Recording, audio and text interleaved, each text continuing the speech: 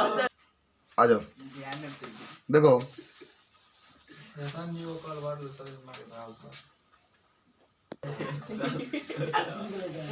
अच्छा मनवा लेंगे ना। देखो क्वेश्चन नंबर हम लोग पढ़ते हैं किससे। अच्छा ये बताओ पहले तीर आओ। तो देखो ये 3 सवाल आपको दिया गया है। आकृति में x और y का मान बताइए, दर्शाइए कि ए बी समांतर का है सी डी। x और y का मान बताना है और आपको बताना है कि जो ए बी है सी डी के का है समांतर। तो सुनो, सबसे पहले क्या होगा, हमारे पास ये चित्र बनाया है। एक आपका रेखा दिया है ए बी, यहाँ पर दिया है सी डी, एक तिर्यक रेखा यहाँ पर उपस्थित है। अगर तिर्यक रेखा कहते हैं जो 2 रेखा को काटता है, ये वाला जो रेखा देख रहे हो ये तिर्यक रेखा है। ठीक है, यहाँ पर 50 दे दिया, यहाँ पर कितना दे दिया x दे दिया, और यहाँ पर 130 दे दिया, और यहाँ पर y दे दिया। तो x और y के मान बताना है, फिर आपको जो कह रहा है उसको बताना है।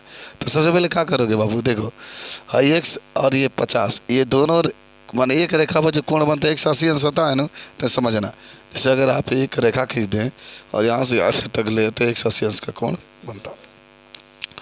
तो हाई x + 50, हाई x + 50 बराबर 180, तो x बराबर 180 हो जाएगा -50, तो x बराबर 130। पहला x का मान आपका निकल गया 130। समझे हो, समझ में आया? अरे कुछ नहीं है यार, यहाँ से यहाँ तक 180 होगा हमेशा। x + 50 कर लो बराबर 180, तो 180 है -50 130 आपका आंसर आ गया। ठीक है, अब y का मान निकालना है, तो y का मान तो 130 आ जाएगा।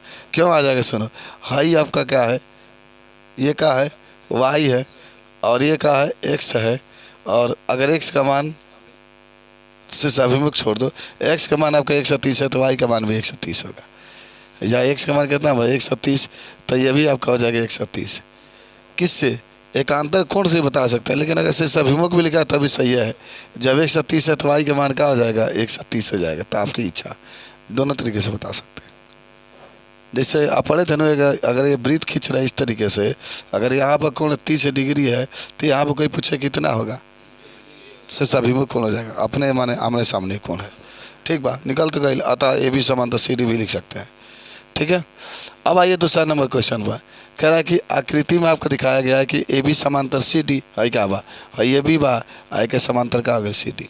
समांतर का मतलब क्या भाई, एगो हई रेखा हो गई, एगो हई रेखा, दोनों समांतर है, एक दूसरे के माने कभी नहीं काटेंगे, कितना भी आगे बढ़ाएंगे। तो अगर लंब की बात करते हैं कि रेखा है कि इसके ऊपर 90 डिग्री पर काट रहा है, तो ये लंब रेखा कहलाएगा। ठीक है, तो क्या कहा कि क्वेश्चन भी कह रहा है ना कि जो ए बी है सी डी के समांतर है, पहला बात है। दूसरा है कि जो सी डी है ई एफ के समांतर है, क्या बा सी डी है ना बा, वह ई एफ के समांतर है, और जो ए बी बा तो सी डी के समांतर है। और वाई संबंध जेड का अनुपात 3 संबंध 7 दिया है, तो एक्स का मान आपको बताना है। प्यारा क्वेश्चन है बहुत। चलो ए बी + सी डी है, तो एक्स + वाई बराबर 180 होगा, x + y बराबर 180। ये मर्द अंतः कोणों का योग 180 अंश होता है। एक ही ओर बने 2 अंतः कोण, ये अंदर बनल बनू, तो x + y का मान कितना आ जाएगा 180। ए बी समांतर सी डी बा, तो देखो x और z समान बराबर हो जाए, x बराबर z हो जाए, किससे मालूम है, एकांतर कोण से। किससे, एकांतर कोण से। तो x बराबर का हो गया z। तो और सुनो, z + y बराबर 180 लिखा सकेला, z + y देखा, एगो हाई कोण बा, एगो हाई कोण बा, ठीक मानो।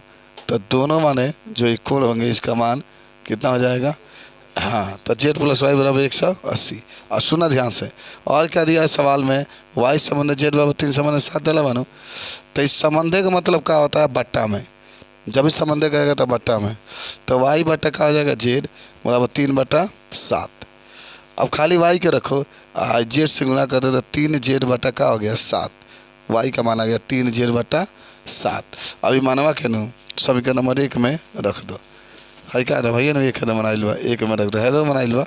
चलो 1 में रखोगे, सुनो तो क्या होगा, है देखो जेड तो है पहले, मान लीजिए जेड है तो जेड आप रख दीजिए, वाई के जगह यहाँ पर 3z/7 रखिए, 3z/7।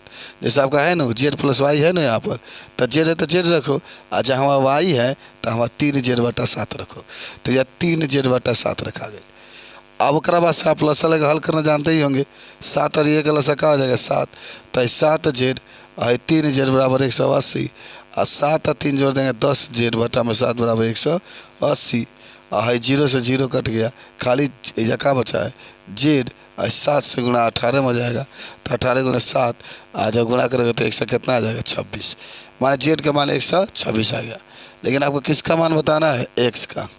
तो एक्स बराबर जेड है ना, है क्या है दबा, एक्स बराबर जेड है ना, तो एक्स बराबर जेड है, जेड का मान कितना है 126, तो 126 आपका आ गया। समझे। क्वेश्चन नंबर 3 है, कह रहा है कि आकृति में ए बी समांतर सी डी, ए बी समांतर सी डी। कहाँ ए बी बा, देखिए ए बी यहाँ पर देख रहे हैं ना, ये वाला रेखा यहाँ पर बी है, यहाँ पर ए है, और समांतर किसके है, सी डी के। नीचे देखो ये है, ये सी है और क्या है, डी है। अब आगे कुछ बातें लिखा गया है, कौन जी ई डी बराबर 126, कौन जी ई डी, कौन जी ई डी बराबर कितना दिया है, जी ई डी माने पूरा मनवा दिया 126, पूरा मनवा यहाँ से लेकर के यहाँ तक, ठीक है। कौन ए जी ई, ए जी ई, ए जी ई देख रहे हैं ना, ए यहाँ पर है और जी यहाँ पर है। इस कोण का मान पूछ रहा है कितना होगा, ठीक है। और पूछ रहा है क्या, कौन जी ई डी, कौन जी ई एफ, जी ई एफ, जी यहाँ पर है, ई यहाँ पर एफ है, यहाँ पर कितना कोण बनेगा वो पूछ रहा है। बीच वाला हिस्सा को ही लिया जाता है, आपको याद होना चाहिए हमेशा बीच वाला हिस्सा को। एफ जी ई, एफ जी ई, एफ जी ई, तो एफ और जी यहाँ पर है और ई यहाँ पर है, इस तरीके से आपको बताना है। चलिए हल करते हैं। पहले तो का आप लिखा गया चित्र में, डी ई एफ बराबर 90, क्या हुआ, डी ई एफ, 90 अंश का कोण है ना यहाँ पर, तो 90 लिखा गया। और जी ई डी बराबर कितना दिया है, जी ई डी देखो, जी ई डी है पूरा कितना आ जाएगा 126, ठीक। तो ये बताओ, तो ध्यान से समझना है, कौन D E F, D E F देखो, डी यहाँ पर है, ई यहाँ पर है, एफ प्लस कौन जी ई एफ, जी यहाँ पर है, ई यहाँ पर है, एफ यहाँ पर है, पूरा यहाँ से यहाँ तक 126 दिया है ना, माने हाई कौन प्लस ये कौन, जब दोनों की जरूरत है कितना हो गया 126।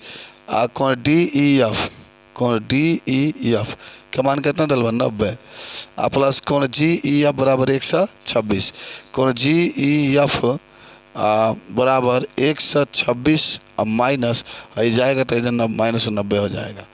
तो कौन जी ई एफ बराबर कितना आ जाएगा, 30 नहीं है 36 आ जाएगा, ठीक है।